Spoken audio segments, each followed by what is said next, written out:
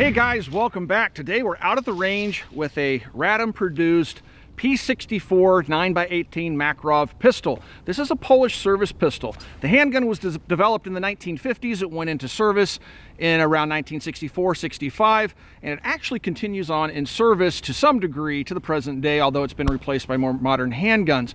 And we'll also show you one of the handguns that actually replaced this handgun. It's a very interesting little weapon. It came about during the communist era. It looks an awful lot like a Russian Makarov. It chambers the same caliber. It disassembles much the same way by pulling down the trigger guard, which is very similar to a Walther PP. But it's a very small little handgun. The gun has very sparse sights. You can see the sights here. The rear is machined into the slide. However, the blade, or I'm sorry, the rear sight itself is actually dovetailed in, and you could move it left to right, although you can't adjust for elevation. The gun does have a decocker, which is reversed from the Makarov. So this would be fire on the Makarov, and this would be safe. It's reversed on the P64. The P64 is a 6+1 little tiny pistol, and it's known for a horrendously bad double action trigger pull. So bad, many people can't even pull the trigger. It's extremely heavy. The good news is that Wolf Springs offers a spring upgrade kit for this pistol. We'll probably do a video on that in the future that you can easily install into the gun, and it drastically improves that double action trigger pull. This one is right out of the box. It's factory, it's in its military configuration, and this one is being sold by Classic Firearms, and Classic has them right now available for $219.99, I believe, so right around 220 bucks, and then any shipping that you would incur. So it's a very affordable little piece of history. If you're looking for a 9x18 pistol, it's a cool one to put in the safe. I don't know if I would carry it in its factory configuration because that double action pull, again, is absolutely horrendous, but the single action pull is actually pretty nice. To make the pistol ready, it has a heel release, so you push on the bottom here on a little recessed release, and here's your magazine. Again, it looks very similar to a Makarov magazine. You can see right through it just like a Makarov. 6 rounds in the grip. To charge the weapon, it does not have a slide release or slide stop that's visible, but it will lock open on the last round fired. And then to ready the weapon, you're going to pull the slide to the rear and release it. Hammers back for a very light first shot. Little guy has a little bit of recoil. The 9x18 is a very effective little cartridge. Now, if you want to drop the hammer, you just pull this lever down, drops the hammer. It's now on safe, so I can pull the trigger and nothing will happen as long as the safety is engaged. But if I flip that lever back up to the fire position, now I have that really, really heavy double action pull for the first shot. It goes off, then you have nice light trigger pull afterwards. And again, it locks open on the last shot fired. It's a reliable little pistol. It's interesting to shoot. It's very small. Even with its pinky groove here on the magazine, you'll notice that my big hands don't quite fit the gun. My pinky wants to hang off the bottom. So it's a very small, compact pistol. It fit nicely into a pocket. And again, it's extremely reliable. It's made by the Radom factory in Poland, which is known for quality firearms. So it's a very well-made little gun. Let's take a closer look at this pistol and do a little bit of shooting with it this afternoon.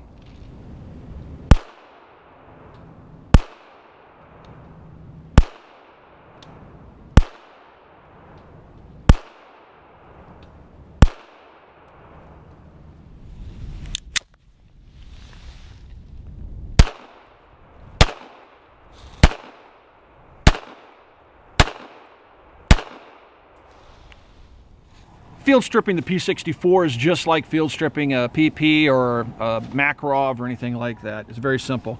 Lock the slide to the rear, make sure the weapon's clear, drop the magazine out, inspect the chamber, and now you can simply pull the trigger guard down and set it off to one side or the other. It doesn't matter which side. It'll hold the trigger guard in that position, and that's how you're going to disassemble it. Now you just simply grab the slide, pull it all the way to the rear, lift up, and let it go forward, and the slide will come off the frame. Take your recoil spring off, and now the weapon is completely field stripped. Look how small and narrow this gun is. Very thin steel. It is a lot lighter weight and smaller overall than something like the Makarov. It's a very small little handgun, very handy little handgun. So it's kind of neat to see just how narrow the receiver is. Gives you an idea of just how diminutive the gun is. I'm gonna go ahead and put the recoil spring back on, slide it over the barrel, slide this end, line the barrel up with the opening in the slide, pull it rearward, drop it on, take your trigger guard, move it over back to the center position. It'll just drop down, and now the firearm is ready to shoot. Very simple weapon to maintain, and you can see the quality on this thing is very nice. It does have import marks right here, and it's imported by Century Arms, again being sold by Classic Firearms, 220 bucks. But the bluing is still very, very nice. The grips are in great shape. The handgun's a very good looking, sharp little handgun, and a neat collector's piece. The P64 is a slightly smaller handgun than the Russian Makarov, in this case a Bulgarian Makarov. I have a number of these in my collection. It just so happens I grabbed one of the new guns I've never fired before that still has cosmoline in it. You can see that the trigger works very slowly. Watch how slowly it returns. It should snap right back. I got to clean this thing out. But I do want to shoot it a little bit here for you. This is probably one of my favorite military service handguns of all time. I love the Makarov. It feels very good in the hand. The cartridge is effective. It's just a great little military service pistol. Holds 8 rounds in the magazine. I'm going to go ahead and stick the 8 rounds into the magazine, charge the pistol, and let's do a little bit of shooting with this little guy and then do some more shooting with the P64.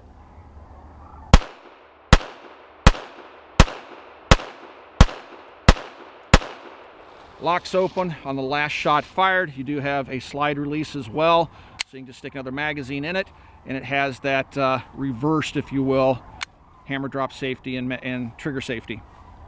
All right, so let's put the Makarov away and take a look at that little P64 one more time. If you ask me, this thing kind of looks like a Walther PP. It definitely draws some inspiration from that handgun, as does the Makarov. So let's go ahead and load 6 more rounds in. Let's give that double action a try one more time. And I grabbed the P83 magazine. Let's see if I got a P64 magazine in here. Aha, I can tell it by its little toe there on the magazine. 6 rounds. All right, let's try that double action. Make the pistol ready. Go ahead and drop the hammer, put it back on fire. Now again, my pinky is wanting to hang off the gun. It's so small. It gets to right about there and then it just like stops pulling. You pull harder, pull harder. Wow. I mean, it's really that hard, guys. That Wolf spring kit is a must if you want to shoot these little guns. But now once you get it to single action, it's actually a pretty nice little trigger pull. It like will really surprise you when it goes off.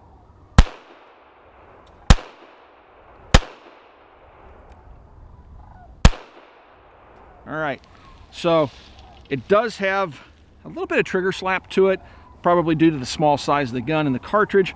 The reset's kind of long on it.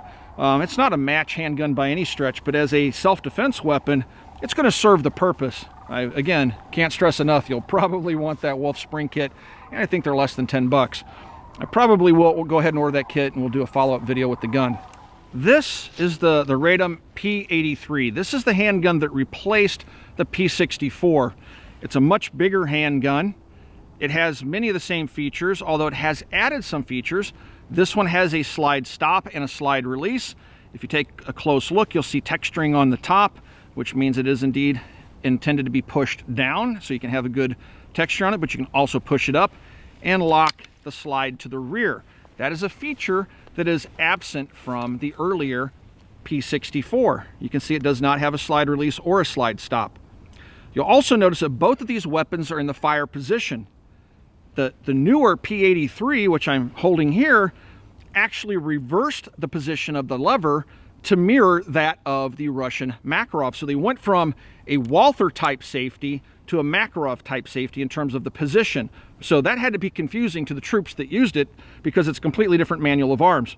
As you can see, when I drop the slide here and decock the little P83, you can see now the size difference between the two guns. So this is a much bigger gun, fits nicely in the hand, has nice easy controls to get to, and the magazine release is even easier to get to with it being outside of the pistol grip and not recessed like it is here on the P64. I'm gonna go ahead and load up the P64 here again, do a little bit more shooting with it. I do like the size of the P64. It's a very small little handgun.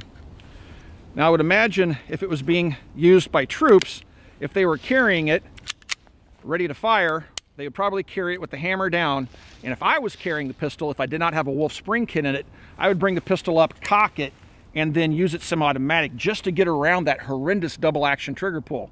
But the recoil isn't bad on the gun. It's brisk. It feels exactly like a Russian Makarov in terms of how the recoil impulse is. It's just a very sharp little recoil. It has a fixed barrel, and it is just like a Makarov in that regard, or a PP or any other type of pistol of that design. Let's take a look at the recoil on this little guy once again.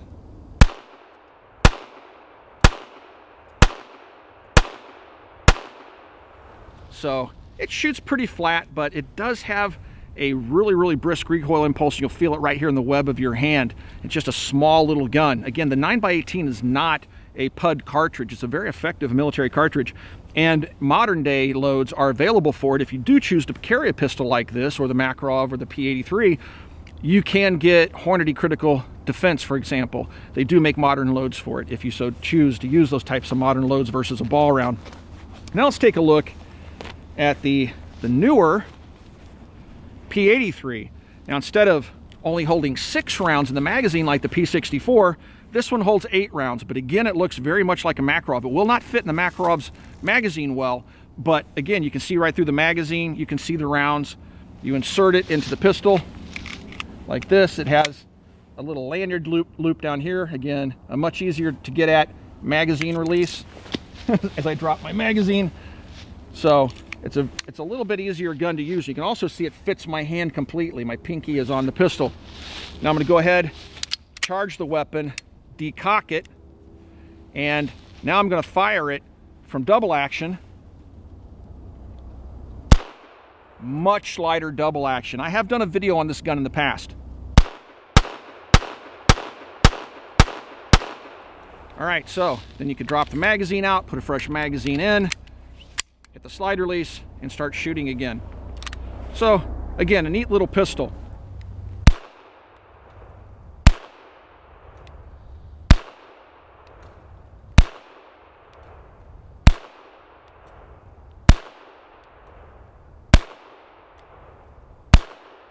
Looking at the markings on the P64, I can see a Circle 11, a date stamp of 1970, what does it say? My eyes are so bad. 1975. So you have a Circle 11, 1975. You can see the import markings here, serial numbers stamped on the receiver and the slide. So it's a neat little piece of history. Now here's what's crazy, guys. These are only 220 bucks right now, and they'll stay fairly affordable and cheap until the supplies dry up, and this always happens with surplus guns. I remember as a kid, the FN49s, they gave those things away for a couple $100. Now, for a nice example, you're going to pay over $1,000 for it. The Mosin Nagants we took for granted years ago for $99 are already creeping up in price. The M44s have already doubled in value. So when you're looking at guns like this, we take it for granted that they're only 200 bucks. We see them for sale and we think, oh, I'll pick one up later, I'll pick one up later. And then later never comes, and 10 years later you're thinking, man, I really wish I had a P64, and you get on Gun Broker and find out they're not $200 anymore, they're $600. So if you have the money laying around and you're a collector like I am, it's best to jump on these deals when the guns are coming into the country and take advantage of their relatively low prices. Again, the quality of the gun's great. I love it. It's a neat little gun. I definitely will put the Wolf spring kit in it because that double action trigger pull is horrendous. But if you're looking for that surplus handgun that you might want to double duty as a little pocket carry gun, it'd be a decent candidate once you upgrade the springs in it. 6 rounds of 9x18 isn't a whole lot of ammunition. It's 2 less than the Makarov. But on the other side, you have a very small little pistol. You can see it next to my hand. It's a nice size pistol for concealed carry. All right, guys, we're going to finish up the video. I hope you enjoyed coming out to the range with me today to play with the P64. If you have any questions about this handgun, you can ask those questions down below. We do try to stick around for the first couple of days after a video goes live to answer the questions you guys may have. Also, please swing by and check us out at Copper Custom. If you would like to support us here at the Military Arms channel, that's the best possible way. And if you haven't already, please do swing by and check out Full30.com. We've taken all the web's best firearms content creators, brought them under one roof, and that is Full30.com. We have new forums, a blog, and all sorts of cool stuff happening over there, so please swing by and check it out.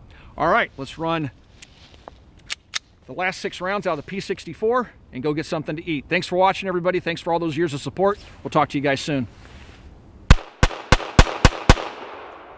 Those 6 rounds go quick, but it's a neat shooting little gun. Thanks for watching, guys.